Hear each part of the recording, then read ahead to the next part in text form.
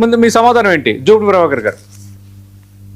Yeah Satish గారు sir, మీకు panel లో ఉన్నటువంటి పెద్దలందరికీ కూడా నమస్తే సార్. ముందుగా నేను బీహార్ గురించి మాట్లాడమంటారా లేకపోతే విరూపాక్షి బీహార్ గురించి ముందు నాకు అవకాశం ఇస్తే సార్. అంటే నేను ముందు కొంచెం రివర్స్ లో వస్తాను.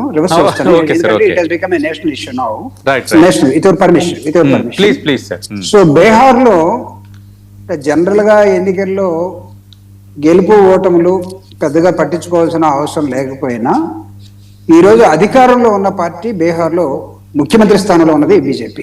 అవును, వాళ్ళు కోయలేషన్ లో నితీష్ కుమార్ గారితో అధికారంలో ఉన్నటువంటి ఒక రాజకీయ పార్టీ.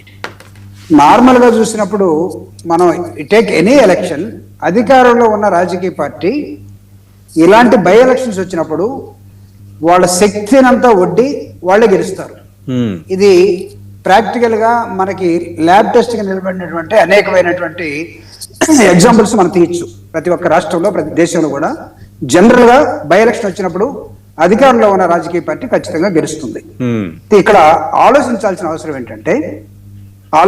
అవసరం పేరు ప్రఖ్యాతులు ఉన్నటువంటి ఒక రాజకీయ పార్టీగా ఏర్పడినటువంటి రీసెంట్, అంతకుముందు అన్ని రాజకీయ పార్టీలని అధికారంలోకి తీసుకొస్తాను లేకపోతే నేను చెప్పినటువంటి జరుగుతాయి అని చెప్పే ఒక వ్యక్తి ఈరోజు అక్కడ అధికారంలో ఉన్న రాజకీయ పార్టీని బై ఎలక్షన్స్ లో ఓడించినటువంటి ఒక హిస్టరీ అక్కడ కనపడతా ఉంది.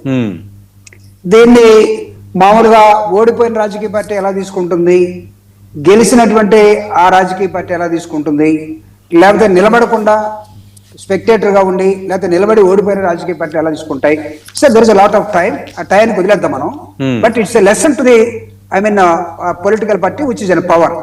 వాళ్ళకి బై ఎలక్షన్ లో ఓడిపోవటం అనేది, ఇందాక పాపం ఆంజనేయ రెడ్డి గారు చెప్పినట్టుగా మేము అన్ని లెక్కేసుకుంటూనే ఉన్నాం, అయినా సరే మాకు తప్పట్లేదు, మేము దీన్ని తీసుకుంటున్నాం పాజిటివ్ గా, చాలా పాజిటివ్ గానే చెప్పడం జరిగింది. దీన్ని నా యాంగిల్లో, వైఎస్ఆర్ కాంగ్రెస్ పార్టీ యాంగిల్లో అధికారంలో ఉన్న రాజకీయ పార్టీకి బై ఎలక్షన్ లో ఒక సీటు ఓడిపోవటం అనేది బిగ్, ఐ థింక్ దాని సెట్ బ్యాక్ అని భావిస్తాం.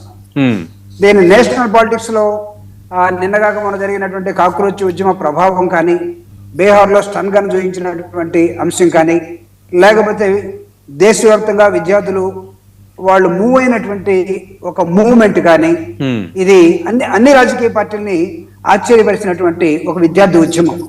ఎందుకంటే 80 నుంచి విద్యార్థి ఉద్యమాల్లో ఉన్నటువంటి ఒక వ్యక్తిగా ఎక్కడ చూసినా సరే మొన్నటి విద్యార్థి ఉద్యమం భారతదేశ రాజకీయాల్లో చాలా చాలా స్పష్టంగా, చాలా కీలుగా 70-77 సంవత్సరాలు ఉన్న రాజకీయ పార్టీ నాయకులకు కానీ, లేకపోతే చరిత్ర ఉన్న రాజకీయ పార్టీలకు కానీ విద్యార్థులు శాంతియుతంగా చేసి వాళ్ళు అనుకున్న దాన్ని సాధించి పెట్టినటువంటి ఒక లెసన్ ఏదైతే అంటే దాని ఇంపాక్ట్ ఉందంటారా మీరు బంకిపుర ఫలితం పైన? సార్ అంటే దాని ఇంపాక్ట్ ఉందనే మీ అభిప్రాయమా? లేదని చెప్పే సాహసం నేను చేయట్లేదు. ఖచ్చితంగా ఉంటుంది. For everything there will be an impact. ఒకవేళ అదే నిజమైతే మరి మధ్యప్రదేశ్, గుజరాత్ ఉప ఎన్నికలు భారతీయ జనతా పార్టీ సిట్టింగ్ స్థానాలను తిరిగి నిలబెట్టుకుంది. మరి దాన్ని ఏమనాలి? ఉంటే ఇంపాక్ట్ అన్ని చోట్ల ఉండాలి కదా. ఉండొచ్చు, ఉండకపోవచ్చు. అక్కడ నేను అనేది దాన్ని వాళ్ళు పాజిటివ్ గా తీసుకుంటారు లేదా దాన్ని దాన్ని చర్చకి పెట్టినట్టు దాన్ని కూడా చర్చిద్దాం. So now the item is only ఇతను ఎలా అక్కడ గెలిచాడు అనే దాని మీదే మనం మాట్లాడుతూ ఉన్నాం. కాబట్టి the impact of the Jantar Mantar, impact of the cockroaches, బొద్దింకలు ఖచ్చితంగా ఉందని భావిస్తాం. అయితే ఇందాక నేను ఒక మాట చెప్పాను, అధికారంలో ఉన్న రాజకీయ పార్టీ శక్తి సామర్థ్యాల్ని మొత్తం ఉపయోగించి గెలుచుకునే ఒక సాంప్రదాయం దేశంలో ఉంది. ఆ పద్ధతిలో మీరు చేసినటువంటి మధ్యప్రదేశ్ లో గానీ ఇంకో చోట జరిగి ఉండొచ్చేమో. ఇక్కడ ఎందుకు జరగలేదో, ఎందుకు ఏ విధంగా వచ్చిందో ఇది చూడాలి. రెండోది